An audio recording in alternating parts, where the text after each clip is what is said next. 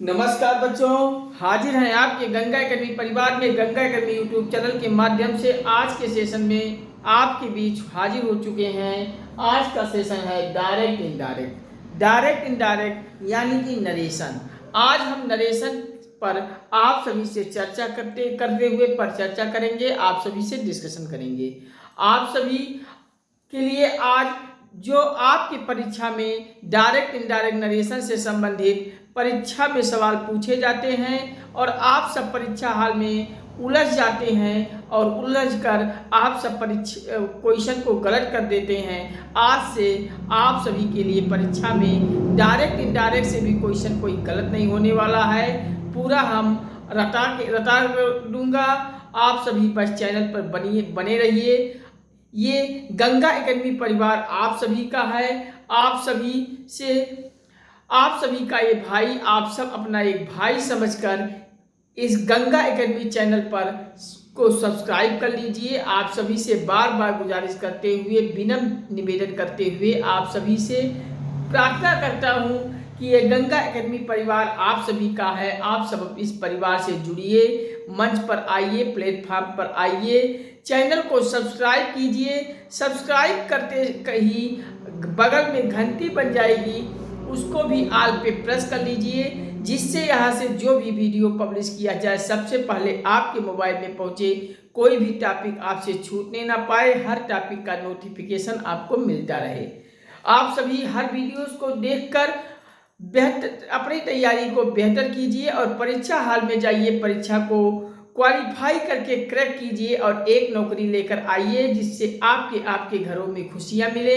जब आपके घरों में नौकरी मिलने पर खुशी होगी तो मुझे भी खुशी होगी। और आप सभी से निवेदन करता हूं कि इस चैनल पर से जुड़कर सब्सक्राइब करके बेल को ऑल पे सेट करते हैं और लाइक शेयर कमेंट से हमें प्रेरित करते हुए प्रभावित कर दीजिए। हमारा आत्मविश्वास हौसला बढ़ा दीजिए। हमें हौसला देते हुए, हमारा आत्मविश्वास बढ़ाते हुए हमें मोटिवेट कर दीजिए, जिससे हम आपके लिए हर एक विषय की पूरी कंप्लीट तैयारी यहाँ से करवाते हुए आप सभी की तैयारी में एक जोश उत्पन्न करें। और आप सभी का प्यार और सपोर्ट हमें मिलता रहेगा। आप सभी हमें एनर्जी देते रहेंगे अपने प्यार सपोर्ट से, तो हम आपके लिए हर एक विषय के विशेषज्ञ का चयन करेंगे और आप सभी का हम हर विषय को विशेषज्ञों के माध्यम से पढ़ के पूरा तैयारी को कंप्लीट करेंगे। पूरा क्लास नोट्स का पीडीएफ भी आप सभी को उपलब्ध कराएंगे। बस आप सभी इस परिवार पर जुड़िए और इस चैनल के लिंक को, वीडियोस को व्हाट्सएप, फेसबुक, इंस्टाग्राम, ट्विटर इत्यादि सभी सोशल साइटों के हर ग्रुपों में इसे शेयर कर दीजिए। अपने सभी दोस्तों, संबंधियों, परिचितों और सभी रिश्तेदारों को इतना शेयर कर दीजिए, हर ग्रुपों में इतना शेयर कर दीजिए कि संपूर्ण भारत के हर घर, हर परिवार, हर सदस्य, हर भाई बहन, हर एक गरीब परिवार में गंगा एकेडमी पहुंचा दीजिए। ये आप सभी से विनम्र निवेदन करते हुए गुजारिश करता हूँ। इतना आप सब करते हुए गंगा एकेडमी के परिवारों की संख्या को व्यापक कर दीजिए। आप सभी की तैयारी को हम आसान से आसान बनाऊंगा, एक दावा करता हूँ, गारंटी कर देता हूँ। तो चलिए हम बिना समय इन्वेस्ट करते हुए सीधे हम जुड़ते हैं आज के टॉपिक में, डायरेक्ट इनडायरेक्ट नरेशन। हम डायरेक्ट इनडायरेक्ट नरेशन को हम डायरेक्ट इनडायरेक्ट को लोअर क्लासेस से ही पढ़ते हुए निरंतर आ रहे हैं और कक्षा क्लास 6, 7, 8 से ही आप सब कुछ ना कुछ डायरेक्ट इनडायरेक्ट की झलक देखते हुए आए हो। आज हम उसी डायरेक्ट इनडायरेक्ट को यहाँ कंटिन्यू करेंगे, जिससे आपके जो प्रतियोगी परीक्षा में क्वेश्चन आते हैं वो भी आप सभी को गलत ना होने पाए। तो बिल्कुल रटवाते हैं। तो चलिए पहली हेडिंग लिखिए, डायरेक्ट स्पीच।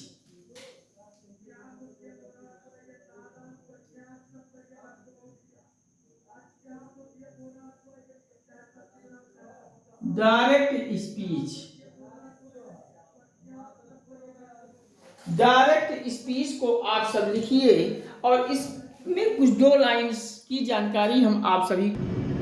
तो चलिए डायरेक्ट स्पीच जिसमें हम 2 लाइन में लिखते हैं जिससे हमें समझने में आसानी हो जाए।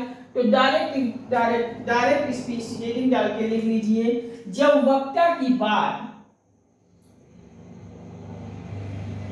वक्ता का मतलब होता है बोलने वाला, कहने वाला। जब वक्ता की बात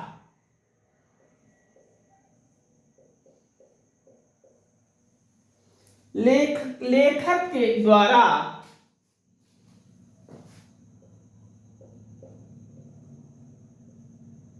लेखक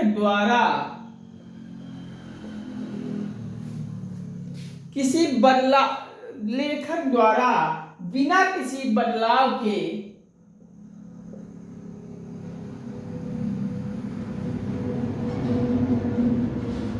बिना किसी बदलाव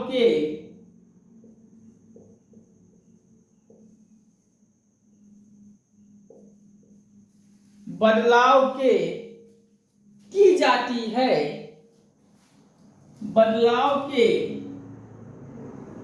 की जाती है,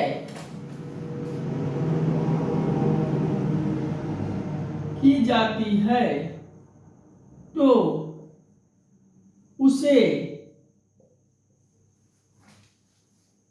डायरेक्ट स्पीच कहा जाता है।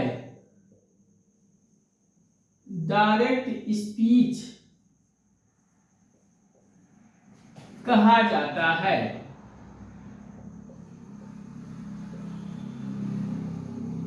ये डायरेक्ट स्पीच की डिफिनेशन को आप सब लिख लीजिए, हेडिंग डालेंगे डायरेक्ट स्पीच, और इसमें 2 लाइन डिफिनेशन के तौर पर लिख लीजिए, जब वक्ता की बात लेखक द्वारा बिना किसी बदलाव के की जाती है तो उसे डायरेक्ट स्पीच कहा जाता है।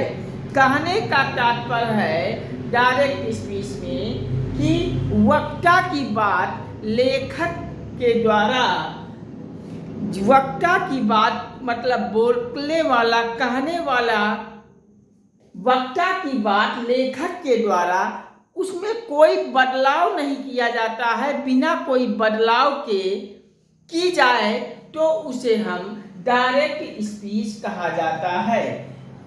अब आप सभी के जेहन में, आप सभी के दिमाग में ये चीज आती होगी कि डायरेक्ट स्पीच तो हो गया, और इनडायरेक्ट स्पीच क्या होता है। तो इनडायरेक्ट स्पीच पर भी हम एक लाइन लिखते हैं, ये हो गया डायरेक्ट स्पीच, जब वक्ता की बात लेखक के द्वारा किसी बदलाव के बिना की जाए तो उसे डायरेक्ट स्पीच कहा जाता है।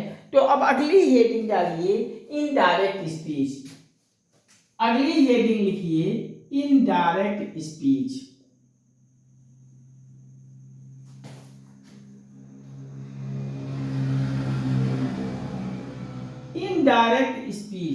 इनडायरेक्ट स्पीच में थोड़ा सा इस डिफिनेशन से अलग होगा। क्या अलग होगा, चलिए इस पर भी लिखते हैं। तो डिफिनेशन लिखिए इनडायरेक्ट स्पीच से निकाल के, जब लेखक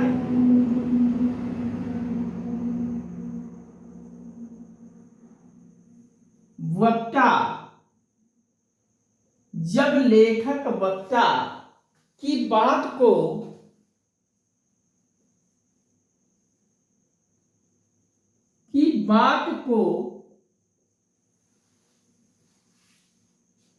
कुछ नियमों के तहत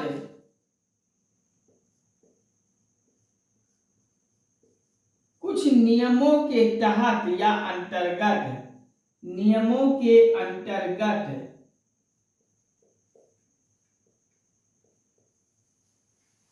अंतर्गत बदलाव करके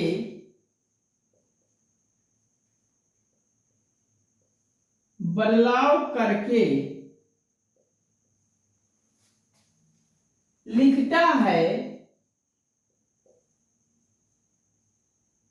या लिखा जाता है तो वहां द इनडायरेक्ट स्पीच कहलाता है। इनडायरेक्ट स्पीच कहलाता है।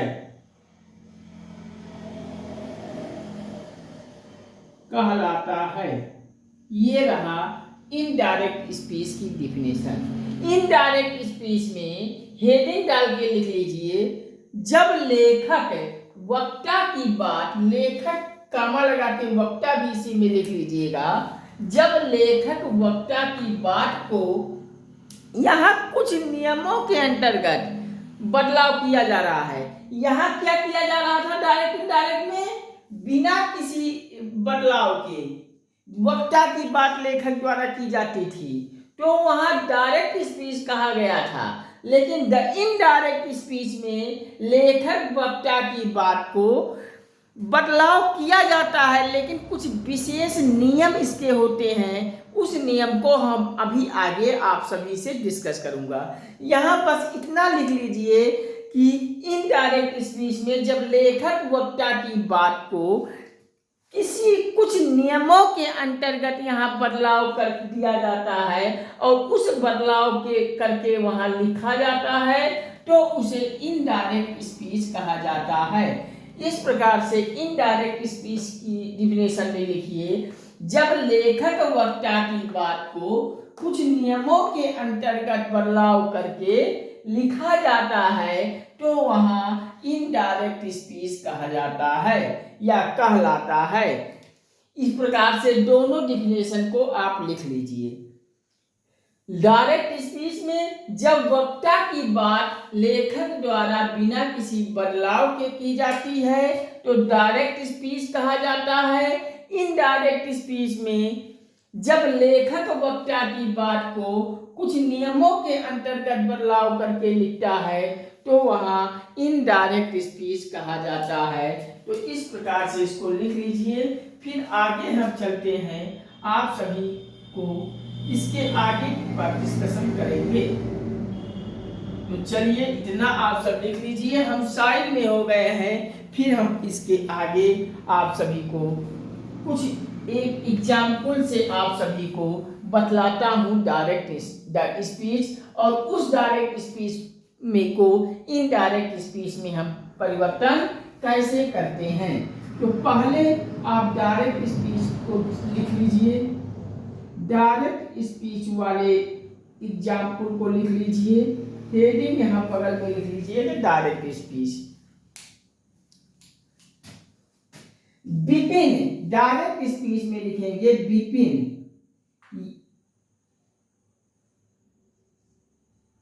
आप सब अपने अपने फ्रेंड का नाम लिख सकते हैं, लिख लीजिए। जैसे मैंने किया विपिन सेज, आप सब अपने अपने फ्रेंड का भी नाम लिख सकते हैं। जिस फ्रेंड का नाम लिखना हो उसका नाम आगे सेज लिखिए। अब कामा, इन्वर्टेड कामा तो आप सब जानते हैं ना, मैंने हिंदी व्याकरण में आप सभी को इसका एक विशेष टॉपिक वहाँ कराया हूँ।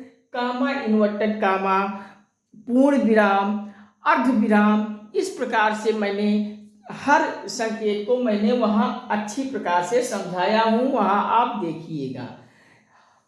आप सभी के लिए गणित की पूरी प्लेलिस्ट बन के तैयार हो चुकी है, हिंदी ग्रामर की पूरी प्लेलिस्ट बन के तैयार हो गई है, इंग्लिश ग्रामर भी कंप्लीट होने जा रहा है आप सभी के लिए। अगला इसके बाद इंग्लिश ग्रामर के बाद आप सभी को कोई दूसरा विषय, दूसरा सब्जेक्ट फिर आगे प्रस्तुत होने वाला है। तो इसको आप सब यहाँ डायरेक्ट स्पीच में लिखेंगे विपिन सेज, सेज के आगे कामा, इन्वर्टेड कामा, कामा इन्वर्टेड कामा में लिखेंगे I teach, TEACH, teach English. जैसे मैं यहाँ इंग्लिश को पढ़ा रहा हूँ तो मैं लिख दिया आई टीच इंग्लिश, कामा लगा दीजिए, और ये इन्वर्टेड कामा जो लगाए थे यहाँ इन्वर्टेड कामा बंद कर लीजिए। अब ये हो गया डायरेक्ट स्पीच में। अब आपसे अगर हम कहें कि विपिन सेज क्या है। तो विपिन सेज आपका लिख लीजिए, ये विपिन सेज वाला पार्ट आपका रिपोर्टिंग वर्ब कहा जाता है। डायरेक्ट इनडायरेक्ट नरेशन में reporting verb, reporting verb, reporting verb हो गया। अब आगे यहाँ आई टीच इंग्लिश वाला जो इन्वर्टेड कामा के अंदर है, आई टीच इंग्लिश, मैं इंग्लिश पढ़ा रहा हूं, ये आपका क्या हो जाएगा, ये आपका रिपोर्टिंग स्पीच हो जाएगा। Reporting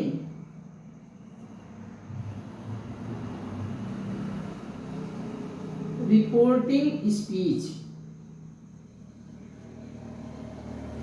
reporting speech. Vipin says वाला आपका रिपोर्टिंग वर्ब होगा और आई टीच इंग्लिश रिपोर्टिंग स्पीच हो जाएगा।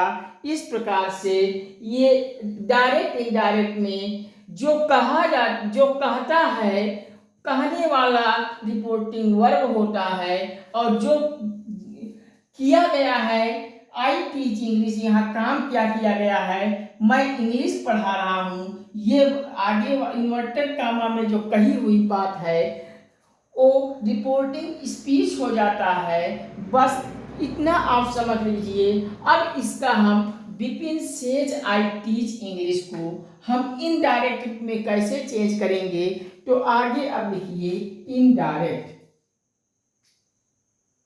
आगे लिखिए इनडायरेक्ट, इनडायरेक्ट स्पीच। अब इनडायरेक्ट स्पीच को हम चेंज करेंगे, कैसे चेंज करेंगे, यहाँ विपिन सेज है तो विपिन सेज तो आप ज्यों का त्यों लिख देंगे।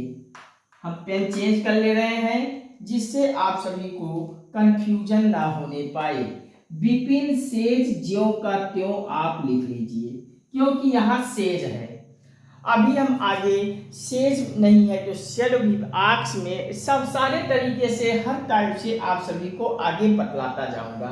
यहाँ शुरुआत से विपिन सेज है तो विपिन सेज को आप सब ज्यों का त्यों लिखिए, और विपिन सेज के आगे ये कामा इन्वर्टेड कामा हटाना है और ये हटा के आप डैट लगा लीजिए। कामा इन्वर्टेड कामा हट गया और कामा इन्वर्टेड कामा को हटाकर डैट लगा दिया। विपिन सेज ज्यों का त्यों, आगे इन्वर्टेड कामा को हटाकर डैट लगाया।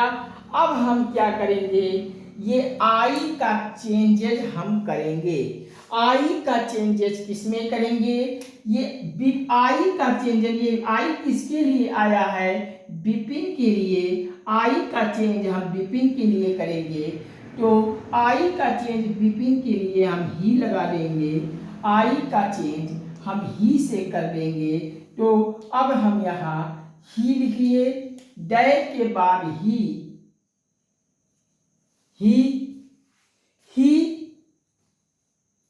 अब आप ही के बाद ये टीच के आगे आप क्या करेंगे, टीचर्स, यस या ईएस बढ़ा देंगे वर्ब में, TEACHES, टीचर्स। अब इंग्लिश को आप ज्यों का त्यों लिख लीजिए, इंग्लिश। ये आपका इनडायरेक्ट स्पीच में हो जाएगा। इनडायरेक्ट स्पीच में यही चीज अगर हम कहें, Vipin says comma inverted comma I teach English inverted comma close करके, इसको अगर हम Vipin says I teach English को इनडायरेक्ट में आप सभी को कहें लिखने के लिए, तो आप सब लिखेंगे विपिन सेज कामा इन्वर्टेड कामा हट जाएगा, दैट लग जाएगा, आई ये विपिन के लिए चेंज हो जाएगा ही में, ही टीचर्स इंग्लिश। इस प्रकार से इतना समझ लीजिए, लिख लीजिए। कहीं कोई कंफ्यूजन हो तो बताइए, फिर हम इसके आगे चलते हैं। आप सब इतना लिख लीजिए, हम साइड में होकर एक बार रिकॉल कर देते हैं, आप सब लिख लीजिए। डायरेक्ट स्पीच जब वक्ता की बात लेखक द्वारा बिना किसी के बदलाव के की जाए तो डायरेक्ट स्पीच कहा जाता है। इनडायरेक्ट स्पीच हेडिंग डाल के लिखेंगे जब लेखक वक्ता की बात को कुछ नियमों के अंतर्गत उसमें बदलाव करके लिखता है तो वहाँ इनडायरेक्ट स्पीच कहलाता है। डायरेक्ट स्पीच में आप लिख लीजिए एक सेंटेंस को, Vipin says comma inverted comma I teach English, comma inverted full stop लगाकर इन्वर्टेड कामा क्लोज कर दीजिए और ये हो गया डायरेक्ट स्पीच में। अब डायरेक्ट स्पीच में ये इधर विपिन सेज वाला भाग रिपोर्टिंग वर्ब में हो जाए कहा जाता है और एक कही हुई बात जो इन्वर्टेड कामा के अंदर है ये रिपोर्ट पूरा का पूरा रिपोर्टिंग स्पीच हो जाएगा। इसको अगर हम इनडायरेक्ट में चेंज करें तो इनडायरेक्ट में विपिन सेज पूरा आ जाएगा ज्यों का त्यों, कामा इन्वर्टेड कामा हटकर दैट लग जाएगा, आई चेंज हो जाएगा विपिन के लिए ही हो जाएगा, ही के लिए अब एक वर्ब आएगा टीचर्स और इंग्लिश हो जाएगा Vipin says that he teachers English. इस प्रकार से इतना लिख लीजिए, फिर हम इसके आगे आप सभी को और जानकारी बढ़ाते हैं। तो इतना लिख लीजिए, कहीं किसी प्रकार की कोई कंफ्यूजन हो तो बताइए, फिर हम आगे बढ़ते हैं।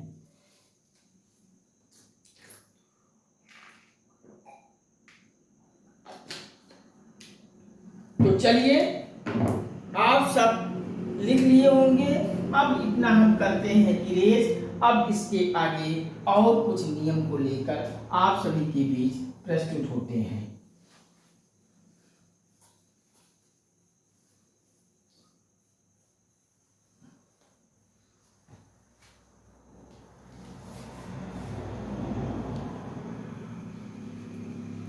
रूल ऑफ कन्वर्टिंग लिखिए, हेडिंग डालिए rule of for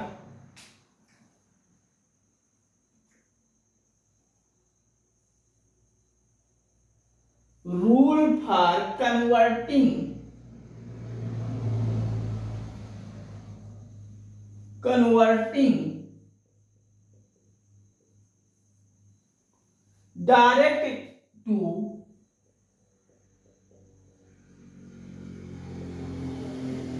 direct into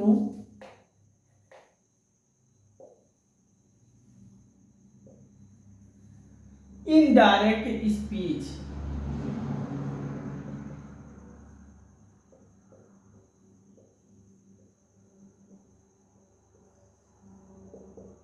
indirect speech, rule for converting direct into indirect speech, ये आप हेडिंग डाल लीजिए और इसमें हम आप सभी को डायरेक्ट से इनडायरेक्ट स्पीच में चेंज करने के लिए कुछ नियम को लेकर आप सभी के बीच हाजिर हुए हैं। आप सब डायरेक्ट इनडायरेक्ट के नियम को एक तरफ लिखिए और दूसरी तरफ इनडायरेक्ट वाले नियम को लिखिए जिस और पहचान कर लीजिए डायरेक्ट वाले भाग को और इनडायरेक्ट वाले भाग में कैसे चेंज करते हैं, किस प्रकार के बदलाव होते हैं लेखक वक्ता के द्वारा। तो आप सभी इस एक चार्ट के माध्यम से आप सभी को बताता हूँ। इस चार्ट को आप भी अपने कॉपी के पेज में अच्छे से सजा लीजिए और जहाँ कहीं पढ़ते हैं वहाँ दीवार पे चिपका लीजिए और सुबह शाम आप सब हमेशा इसको एक रीडिंग कर लीजिए।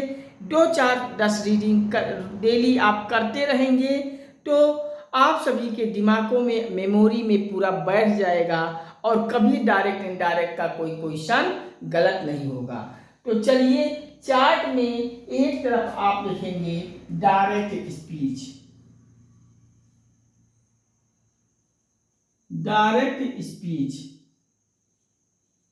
और दूसरी तरफ लिखेंगे indirect speech, indirect speech.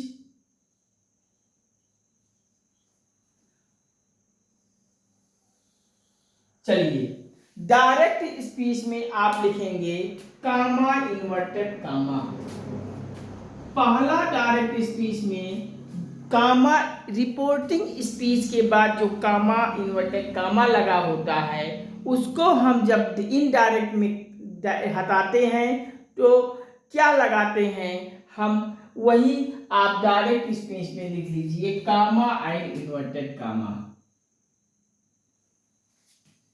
Comma and inverted comma, inverted कामा।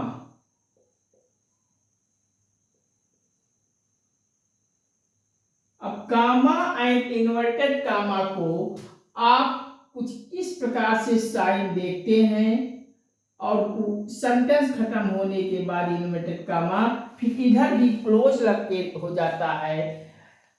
जब कामा के बाद इन्वर्टेड कामा लगा के उस किसी कुछ कही हुई बात को लिखते हैं तो ये आपको कुछ ऊपर की तरफ एरो बनता है, और जब सेंटेंस का पूरी बात कह दी जाती है तो ये ऊपर से नीचे की तरफ इस प्रकार से बनती है साइन। तो आप सब साइन को बना लीजिएगा, कामा इन्वर्टेड कामा लिख लीजिएगा। अब ये कामा इन्वर्टेड कामा को हटाते हुए हम इनडायरेक्ट में क्या चेंज करते हैं तो उसको इनडायरेक्ट में लिख लीजिए, इनडायरेक्ट स्पीच में। इनडायरेक्ट में लिखेंगे कामा इन्वर्टेड कामा अगर हटेगा तो दैट लगेगा, कामा इन्वर्टेड कामा को हटाकर दैट लगाएंगे। एप्रोप्रिएट कंजक्शन लिख लीजिए, oblique appropriate conjunction, appropriate APPRO,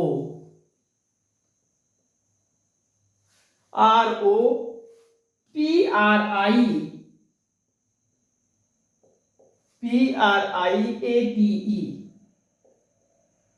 appropriate conjunction, conjunction.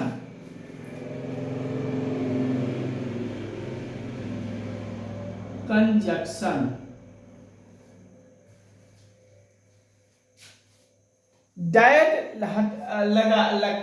लग जाएगा, एप्रोप्रिएट कंजक्शन लग जाएगा। ये दैट क्या है, एप्रोप्रिएट कंजक्शन है।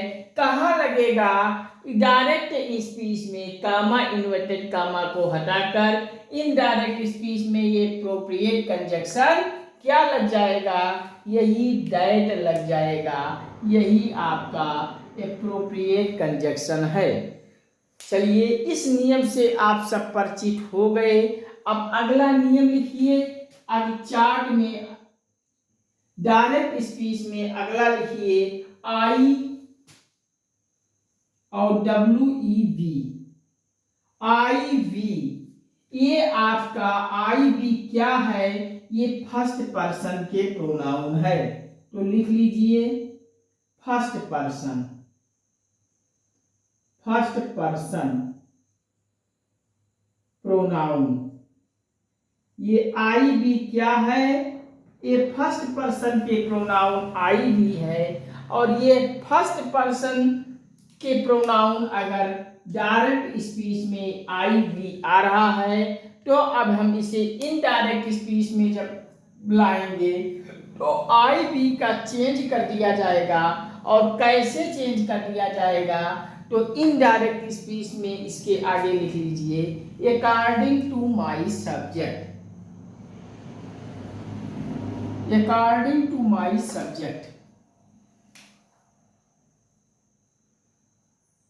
According to my subject. ये कहने का तात्पर्य है कि फर्स्ट पर्सन के प्रोनाउन डायरेक्ट स्पीच में IV ये दोनों फर्स्ट पर्सन के प्रोनाउन हैं। अगर डायरेक्ट स्पीच में IV आ रहा है तो इसका चेंज हम इनडायरेक्ट स्पीच में कैसे करेंगे, उस सेंटेंस के सब्जेक्ट के बारे में, अकॉर्डिंग टू माय सब्जेक्ट के बारे में ये डायरेक्ट स्पीच का आई वी को हम चेंज कर देंगे, वहाँ सब्जेक्ट के अनुसार आई वी को चेंज करेंगे। तो इतना आप सब लिख लीजिए, फिर इसके आगे और कुछ जानकारी बताते हैं। तो आई वी फर्स्ट पर्सन के प्रोनाउन है, चेंज होगा अकॉर्डिंग टू माई सब्जेक्ट। अब अगला लिखिए, एक प्रोनाउन और है यू। अब यू, ये आई और वी फर्स्ट पर्सन के प्रोनाउन है, तो यू कौन सा प्रोनाउन है? तो आप यू के लिए लिख लीजिए सेकंड पर्सन के प्रोनाउन, सेकंड पर्सन के प्रोनाउन, सेकंड पर्सन के प्रोनाउन।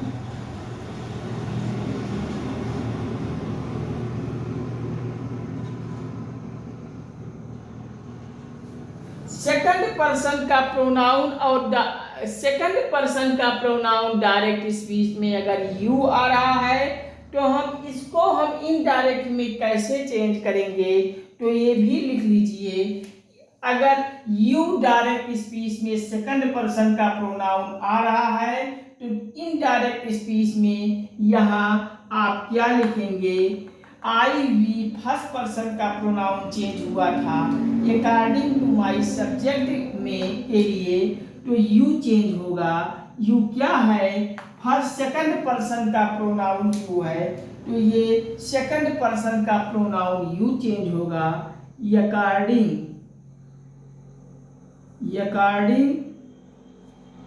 To my. यहाँ फर्स्ट वाले में सब्जेक्ट था, तो यहाँ ऑब्जेक्ट कर लीजिए, यू चेंज होगा according to my object. Object को मैंने कर्म आप सभी को बताया हूँ। अकॉर्डिंग टू माई ऑब्जेक्ट के लिए चेंज होगा यू के लिए। यू आपका बदल जाएगा उस सेंटेंस के ऑब्जेक्ट कैसा है, उस ऑब्जेक्ट के रूप में चेंज करोगे यू के लिए सेकंड पर्सन का प्रोनाउन, और फर्स्ट पर्सन का प्रोनाउन आई वी है, तो अकॉर्डिंग टू माई ये सब्जेक्ट के रूप में चेंज होगा। तो इतना लिखिए। अब अगला लिखिए आप सब, ही सी इट। अगला लिखिए, ये भी प्रोनाउन है, he she it, he see it they, he see it they, ये आपका थर्ड पर्सन के प्रोनाउन है। थर्ड पर्सन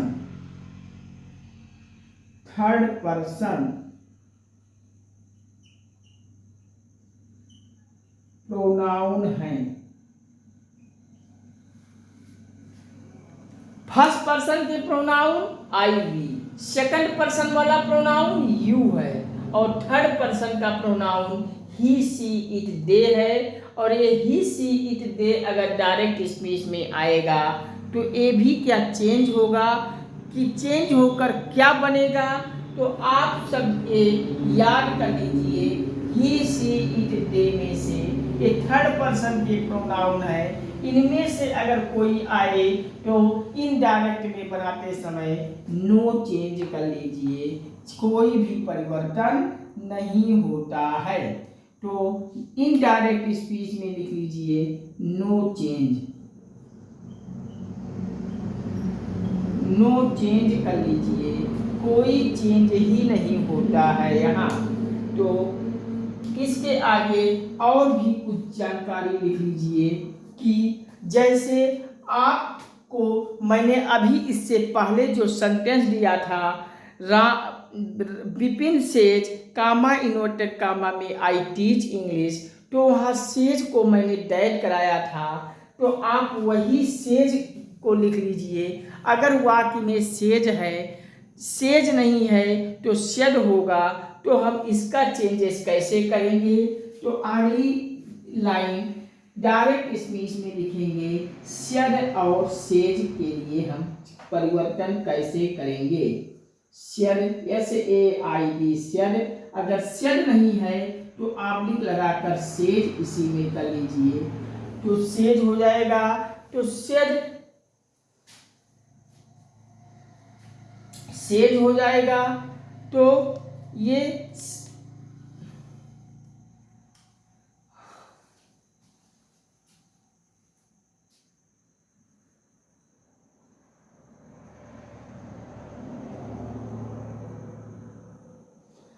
इसके लिए आप लिख लीजिए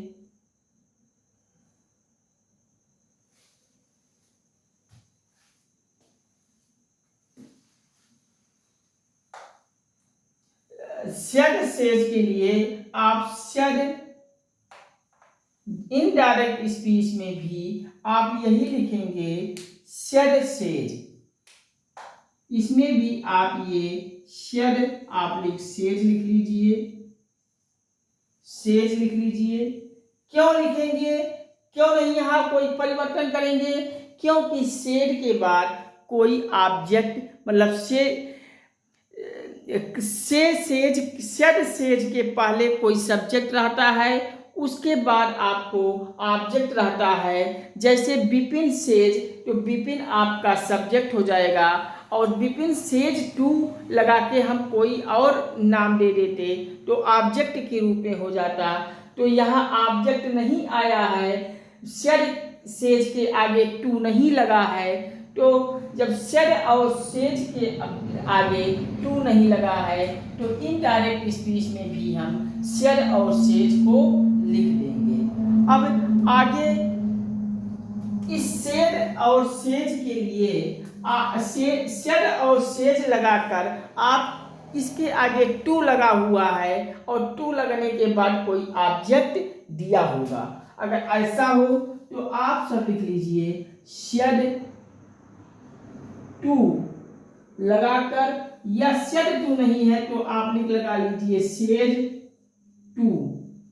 अगर शेड 2 या सेज 2 आया है तो आप लगा दीजिए शेड 2 को चेंज करोगे किसमें, टोल्ड में। शेड 2 को चेंज कर दोगे टोल्ड में, तो लिख लीजिए शेड 2 को चेंज करोगे टोल्ड में। अब टोल्ड में चेंज करोगे, लेकिन शेड 2 नहीं है, सेज 2 है, तो सेज 2 वाला चेंज हो जाएगा टेल्स में, TELLS।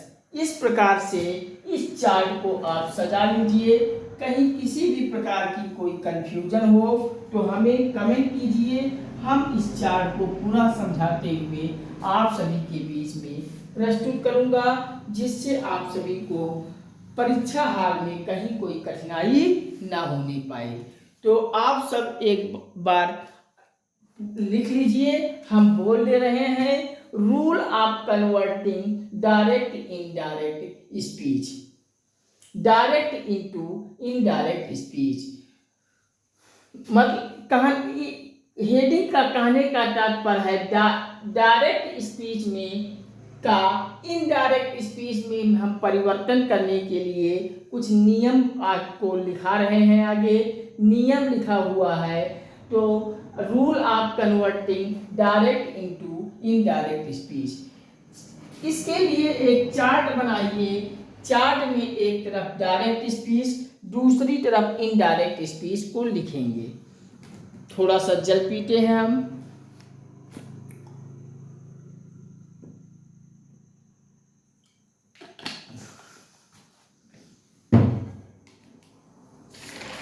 तो चलिए, रूल डायरेक्ट स्पीच में लिखेंगे, एक तरफ डायरेक्ट स्पीच, दूसरी तरफ इनडायरेक्ट स्पीच। डायरेक्ट स्पीच में कामा इन्वर्टेड कामा को हम चेंज कैसे करते हैं, तो पहला लिखिए कामा इन्वर्टेड कामा, और कामा इन्वर्टेड कामा ब्रैकेट में बना भी लीजिए। ये आपका कामा है और ये दोनों आपका इन्वर्टेड कामा है। कामा इन्वर्टेड कामा के बीच में कुछ कही हुई बात लिखी हुई होती है। कही हुई बात के शुरुआत में कामा लग जाता है, जब बात खत्म हो जाती है तो कामा इन्वर्टेड कामा बंद हो जाता है। तो कामा इन्वर्टेड कामा को चेंज करोगे डायरेक्ट स्पीच में तो दैट लगेगा। ये दैट क्या है, ये दैट ही एप्रोप्रिएट कंजक्शन है। तो इसको लिख लिए। तो आगे लिखिए, फर्स्ट पर्सन का प्रोनाउन अगर वाक्य में आया है डायरेक्ट स्पीच में, आपके डायरेक्ट स्पीच में फर्स्ट पर्सन का प्रोनाउन आया है। फर्स्ट पर्सन का प्रोनाउन है कौन? आई वी है। WE हो गया आई। ये आई और वी फर्स्ट पर्सन का प्रोनाउन है। ये अगर डायरेक्ट स्पीच में आया है तो चेंज होगा इनडायरेक्ट स्पीच में अकॉर्डिंग टू माई सब्जेक्ट के लिए। अब आई वी चेंज करोगे सब्जेक्ट के लिए। सब्जेक्ट कैसा है उस सब्जेक्ट के लिए आई वी को चेंज कर दोगे according to my subject. Indirect speech में लिख लीजिए। अब डायरेक्ट स्पीच में यू को लिखेंगे। यू क्या है? सेकंड पर्सन का प्रोनाउन है और ये यू चेंज करोगे इनडायरेक्ट स्पीच में तो इनडायरेक्ट के नीचे यू को लिख लीजिए according to my object. Object के लिए चेंज होगा। अब फर्स्ट पर्सन हो गया, सेकंड पर्सन हो गया, तो क्या थर्ड पर्सन भी आता है? तो लिख लीजिए थर्ड पर्सन प्रोनाउन को ही सी इट दे। ये आपका थर्ड पर्सन का प्रोनाउन है और ये थर्ड पर्सन का प्रोनाउन ही सी इट दे अगर डायरेक्ट स्पीच में आया है तो इसके लिए इनडायरेक्ट स्पीच में लिख लीजिए नो चेंज। अब यहाँ तक आप सभी समझ गए तो आप सभी को डायरेक्ट स्पीच में सेड या सेज भी लगा हुआ होता है। आप सब अगर सेड या सेज लगा है तो इनडायरेक्ट स्पीच में भी ये सेड और सेज आएगा। लेकिन अगर ये सेड या सेज तो के आगे टू लगा है तो सेड टू या सेज टू हो जाएगा, चेंज होगा। इनडायरेक्ट स्पीच में सेड टू को चेंज करोगे टोल्ड में और सेज टू को चेंज करोगे टेल्स में। तो इस प्रकार से आप लिख लीजिए। कहीं किसी प्रकार की कोई कंफ्यूजन हो तो बताइए। फिर हम आगे इससे संबंधित कुछ एग्जाम्पल्स से आप सभी को परिचित कराता हूँ। इसको लिख लीजिए। मैं साइड में हो जाता हूँ। फिर हम इसके कुछ एग्जाम्पल पर चर्चा करते हैं। तो नोट कर लिए होंगे आप। हम साइड में हो गए थे, आप सब नोट कर लिए होंगे। तो चलिए आप सब लिख लिए होंगे। अब हम करते हैं इरेज।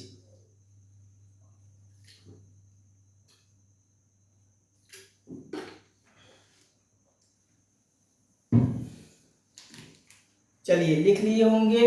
अब हम इसको चलते हैं मिटाते हैं, इरेज करते हैं और आगे आपको इससे संबंधित कुछ एग्जाम्पल पर चर्चा करते हैं।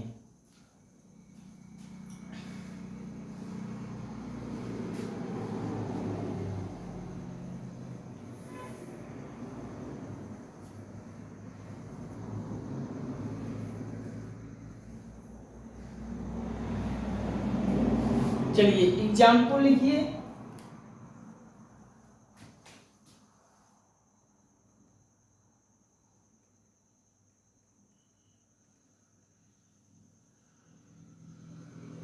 एग्जाम्पल लिखिए। पहला he says.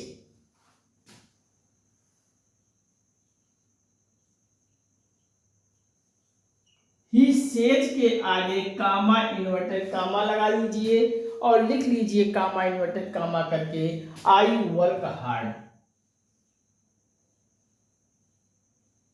I work hard. अब ये कहीं काम आई वर्क हार्ड को खत्म हो गया तो पूर्ण विराम लगा दीजिए और इन्वर्टेड कामा को बंद कर लीजिए। मैंने आपको ही सेज को आपको क्या बताया था? ये ही सेज वाला पार्ट आपका हो जाएगा रिपोर्टिंग वर्ब और आई वर्क हार्ड जो कामा इन्वर्टेड कामा के अंदर लिखी हुई है ये आपका हो जाएगा रिपोर्टिंग स्पीच। ये रिपोर्टिंग वर्ब हो जाएगा और ये इन्वर्टेड कामा के अंदर जो लिखी हुई है ये आपका रिपोर्टिंग स्पीच है।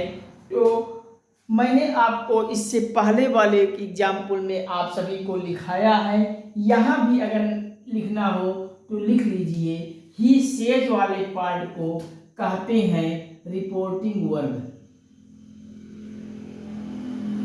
रिपोर्टिंग वर्ब, और रिपोर्टिंग वर्ब के आगे कामा इन्वर्टेड कामा के अंदर जो लिखी हुई है ये वाली, तो इसको आप लिख लीजिए रिपोर्टिंग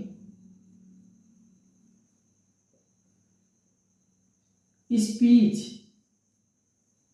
स्पीच ये लिख लीजिए। अब इसका हम ये he says comma inverted comma में आई वर्क हार्ड लिखकर इन्वर्टेड कामा क्लोज हो गई है। अब ये क्या है, इसको आप किस फॉर्म में कहेंगे, तो इसको आप लिख लीजिए ये डायरेक्ट फॉर्म में लिखा हुआ है। कहने का तात्पर्य है ये डायरेक्ट स्पीच है। और ये डायरेक्ट स्पीच है तो क्या हमारा ये इनडायरेक्ट स्पीच में भी बनेगा? अगर कोई चीज डायरेक्ट भाषा में डायरेक्ट रूप में है तो कहीं ना कहीं उसका इनडायरेक्ट रूप भी आएगा।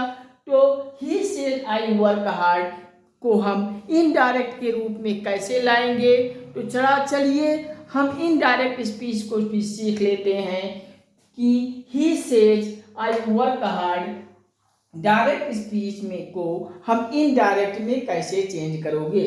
तो चलिए इसको आप रिपोर्टिंग वर्ब में पहले आप लिखिए he says,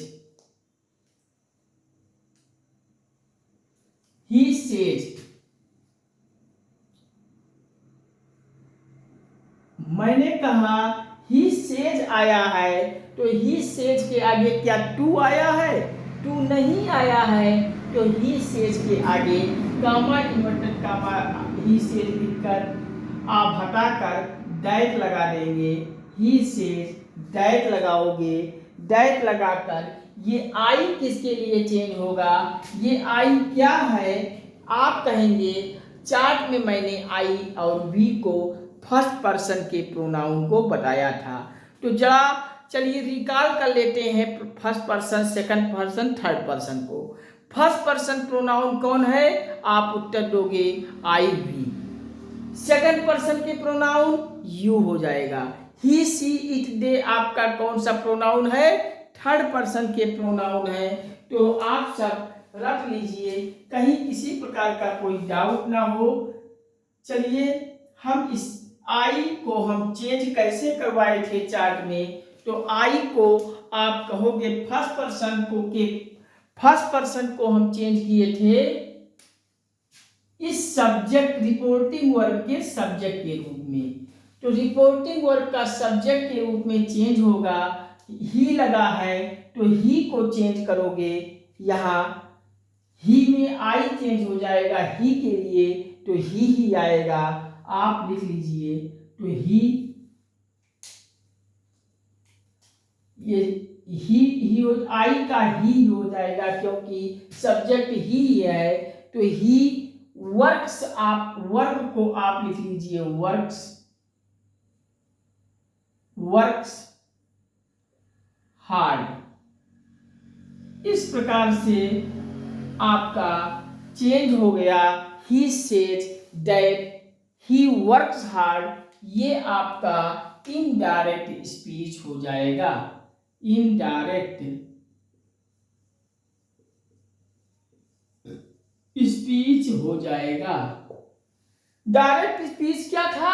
I says comma inverted comma I work hard. अब इनडायरेक्ट स्पीच में इसी को हम कहें तो he says that he work hard, he works हो जाएगा। ही वर्क्स हार्ड, ये आपका ही बदलेगा अकॉर्डिंग टू माई सब्जेक्ट के रूप में। तो सब्जेक्ट ही है तो ही हो जाएगा। ही के लिए वर्ब में यस बढ़ा देंगे सिंगुलर बनाने के लिए, तो वर्क्स हार्ड। तो ये आपका हो गया। अब आगे एक एग्जाम्पल और हम चलते हैं। इस एग्जाम्पल को लिखिए, अगला example he says to me. अब टू वाला चलिए, he says to me, he says to me. अब कामा इन्वर्टेड कामा में ए भी कर लीजिए। ही सेज टू मी के आगे कामा इन्वर्टेड कामा, और अब हम इसको कामा इन्वर्टेड कामा में लिखेंगे यू वर्क हार्ड। इसी को आई ना लिख के हम सेकंड पर्सन का प्रोनाउन ही लिख देते हैं, you work hard, full stop, inverted comma, close. अब ये आपका he says to me you work hard हो गया डायरेक्ट स्पीच में। ये रहा डायरेक्ट स्पीच। अब इस डायरेक्ट स्पीच को हम चेंज करेंगे इनडायरेक्ट स्पीच में। तो इनडायरेक्ट स्पीच में ये कैसे चेंज होगा, तो चलिए हम सीखते हैं इनडायरेक्ट स्पीच में बदलेंगे, चेंज कैसे होता है। तो मैंने आपको ही सेज टू मी वाला पार्ट कहा कि ये रिपोर्टिंग वर्ब है और ये यू वर्क हार्ड जो इन्वर्टेड कामा के अंडर है ये रिपोर्टिंग स्पीच है। तो मैंने आपको एक नियम दिया था, अगर सेज के आगे टू लगा के कोई ऑब्जेक्ट नहीं आता है तो सेज ज्यों का त्यों लगा ही दोगे और कामा इन्वर्टेड कामा हटा के दैट, जैसे कि मैंने ही says that he works hard को मैंने बताया। अब यहाँ सेज के आगे टू है, टू लगकर कोई ऑब्जेक्ट आ गया, तो अब हम चेंज कैसे करेंगे, तो ये सेज टू को चेंज हो जाएगा। कैसे चेंज हो जाएगा, तो ही सेज नहीं होगा, ही सेज चेंज हो जाएगा। टेल्स में आप ही के आगे टेल्स लिख दोगे, सेज टू हटा दोगे और ही टेल्स। अब आप इस मी को ऑब्जेक्ट को लिखोगे, ही टेल्स मी। अब कामा इन्वर्टेड कामा यहाँ हटा कर क्या करोगे, कामा इन्वर्टेड कामा हटाया, दैट लगा दिया, दैट लगाएंगे। अब ये यू चेंज कैसे होगा, ये यू क्या है, ये फर्स्ट पर्सन का प्रोनाउन है कि सेकंड पर्सन का प्रोनाउन है कि थर्ड पर्सन का प्रोनाउन है। आप कहोगे ये आई भी फर्स्ट पर्सन का प्रोनाउन था तो सब्जेक्ट के अकॉर्डिंग चेंज हुआ, ये यू आपका सेकंड पर्सन का प्रोनाउन है तो ये आपका सब्जेक्ट के अकॉर्डिंग चेंज नहीं होगा बल्कि ये ऑब्जेक्ट के अकॉर्डिंग चेंज होगा। तो यू बदलेगा मी के लिए और मी यू बदलेगा मी के लिए, तो ये आपका यू मी के रूप में चेंज होगा। तो मी का सब्जेक्टिव फॉर्म आपका आई हो जाएगा। तो आई वर्क हार्ड, आई वर्क हार्ड, ये आपका हो जाएगा direct indirect speech. He tells me that I work hard, indirect speech में इस प्रकार से चेंज हो जाएगा। लिख लीजिए। कहीं किसी प्रकार की कोई कंफ्यूजन हो तो बताइए। ये हमारा फर्स्ट पर्सन के प्रोनाउन को मैंने बता दिया, सेकंड वाला सेकंड पर्सन के प्रोनाउन को बताया। अब आगे हम थर्ड पर्सन के प्रोनाउन का भी एग्जाम्पल से आप सभी को समझाता हूँ। तो चलिए थर्ड वाला एग्जाम्पल लिखिए। He says to me, he says to me,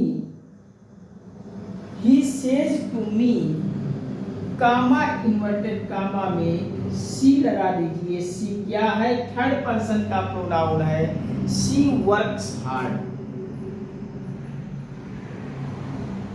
she works hard, she works hard लिख लीजिए। अब ये she work hard full stop लगा के इन्वर्टेड कामा क्लोज कर लीजिए। ये क्या है, डायरेक्ट स्पीच में कही हुई बात है, डायरेक्ट स्पीच। अब इसको हम चेंज कैसे करेंगे इनडायरेक्ट स्पीच में, तो चलिए इसको मैं समझता हूँ। इनडायरेक्ट स्पीच में क्या चेंज होगा, तो मैंने आपको ही सेज टू मी बताया कि ये रिपोर्टिंग वर्ब है और सी वर्क्स हार्ड इन्वर्टेड कामा में जो बात कही हुई है ये रिपोर्टिंग स्पीच है। तो मैंने आपको ये सेज टू को चेंज किसमें कराया हूँ, तो सेज टू को चेंज करवाया हूँ आपको। अगर सेज के आगे टू लगा है तो आप इसको टेल्स में चेंज करोगे तो ही तो लिख दिया जाएगा, ही के आगे सेज टू हट के टेल्स हो जाएगा, तो ही टेल्स। अब ये मी आपका लिख दिया जाएगा, ही टेल्स मी। अब ही टेल्स मी के आगे ये कामा इन्वर्टेड कामा लगा है, तो ये कामा इन्वर्टेड कामा हटकर डैट हो जाएगा। अब डैट के आगे सी है, सी लगा हुआ है डायरेक्ट में स्पीच में, तो डायरेक्ट स्पीच में सी किस में चेंज होगा, आपको मैंने चार्ट में क्या बताया हूँ तो जरा गौर कीजिए, तब तक हम पानी पी लें।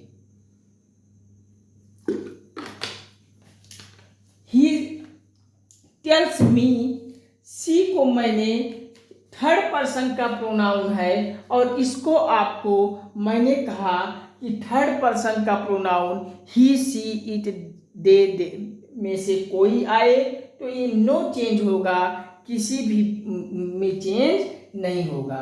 तो सी का सी ही आप लिख लीजिए, डैट के बाद ये थर्ड पर्सन के प्रोनाउन सी को ज्यो को त्यों लिखेंगे, ये सी नो चेंज। थर्ड पर्सन का कोई भी प्रोनाउन डायरेक्ट स्पीच में इनडायरेक्ट स्पीच में जब चेंज करोगे तो नो चेंज हो जाएगा, आप रट लीजिए। ही सी इट दे आपका इनडायरेक्ट स्पीच में चेंज करते समय ये थर्ड पर्सन के प्रोनाउन में परिवर्तन नहीं होता है, नो चेंज। तो सी आपका थर्ड पर्सन का प्रोनाउन है और थर्ड पर्सन के प्रोनाउन को आप किसी में भी चेंज नहीं करोगे, तो सी का सी ही हो जाएगा। और अब आगे जब चेंज ही नहीं हुआ तो आगे भी वही हो जाएगा, works hard, hard full stop हो जाएगा, इन्वर्टेड कामा इनडायरेक्ट स्पीच में नहीं लगता है। तो इस प्रकार से आप इसको चेंज कर लीजिए, लिख लीजिए एग्जाम्पल को, फिर हम आगे इसके आगे आप सभी को जानकारी देता हूं, तब तक लिख लीजिए। पहला एग्जाम्पल लिखेंगे, ही सेज कामा इन्वर्टेड कामा लगाएंगे आई वर्क हार्ड। इनडायरेक्ट स्पीच में इसको ये डायरेक्ट स्पीच में है, सेज ही सेज वाला पार्ट रिपोर्टिंग वर्ब है, आई वर्क हार्ड वाला पार्ट रिपोर्टिंग स्पीच है, जैसा कि मैंने पिछले एग्जाम्पल को भी बताया था। ये डायरेक्ट स्पीच को जब इनडायरेक्ट स्पीच में चेंज करोगे तो ही सेज सिर्फ लिख के कामा इन्वर्टेड कामा लग गया है, तो ही सेज ज्यों का त्यों हो जाएगा, कामा इन्वर्टेड कामा हटा दैट आ गया। ही आई फर्स्ट पर्सन का प्रोनाउन है और ये बदलेगा हमेशा सब्जेक्ट के अकॉर्डिंग, तो आई बदलेगा ही से तो ही का ही हो जाएगा। अब ही के लिए आपका वर्ब सिंगुलर हो जाएगा, इस वर्ब में यस या यस बढ़ जाएगा तो ही वर्क्स हार्ड हो जाएगा। इस प्रकार से ही says that I works hard आपका इनडायरेक्ट स्पीच में बदल जाएगा, लिख लीजिए ये इनडायरेक्ट स्पीच में रहेगा।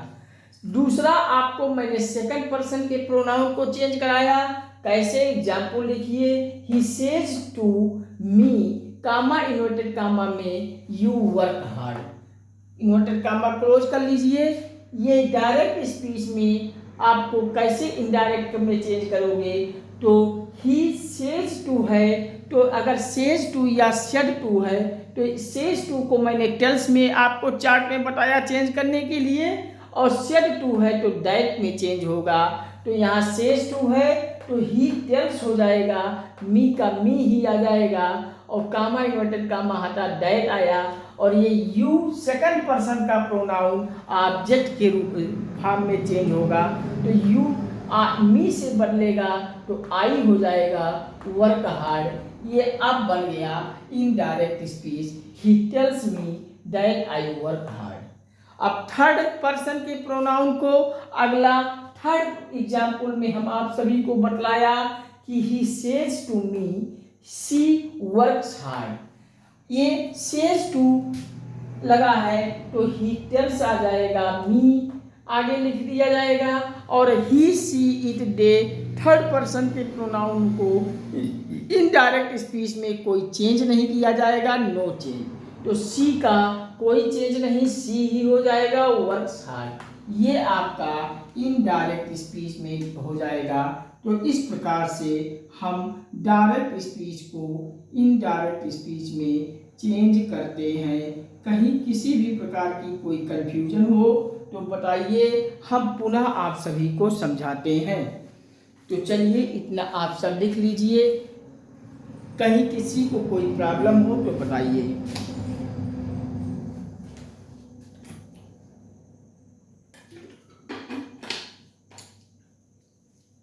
तो चलिए आप सब लिख लिए होंगे। आज के सेशन को हम यहीं पे विराम देता हूँ, समापन करता हूँ। इसके आगे direct speech, indirect speech, narration में ही हम आप सभी को इसके आगे की जानकारी और भी नियम है इसमें, हम उस पर चर्चा करने के लिए आप सभी के बीच बहुत जल्द फिर हाजिर होता हूँ। आप सभी से बस गुजारिश करता हूँ कि आपको हर नियम से संबंधित वीडियोस बनते जाएंगे।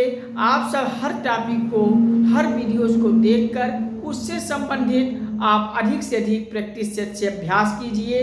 प्रीवियस ईयर के सारे क्वेश्चन को सॉल्व कीजिए।